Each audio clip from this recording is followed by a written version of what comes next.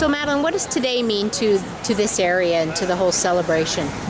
Well, today we're celebrating both the 200th anniversary of the Francois Bobby House and also the inauguration of the Francois Bobby House Peace Garden. What role did this area play in the whole War of 1812? This area played a pretty critical role at the beginning of the War of 1812. This house is actually a National Historic Site due to its role in the War of 1812. In fact, 200 years ago today, we were 1 week into an American occupation. American General William Hull crossed the Detroit River from Fort Detroit, landed about where Hiram Walker's is, walked down the riverfront, and decided that the Francois Bobby House would be a great place to make his headquarters for the American Army.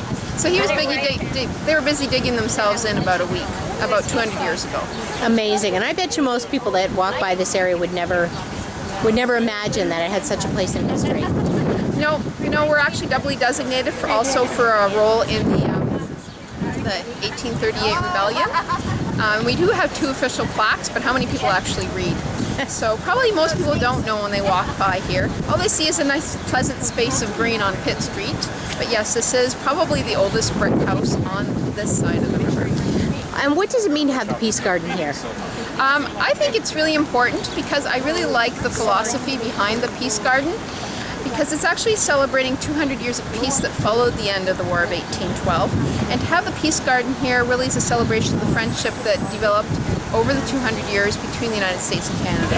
Today it's the dedication of the Peace Garden in honor of the 200 years that this location has been in this community and the importance of the Francois Bobby family and their role that they played in the War of 1812, but actually in the settlement of this area prior to that as well. I was of the generation that what I remember learning in high school about the War of 1812 was General Brock and Laura Secord.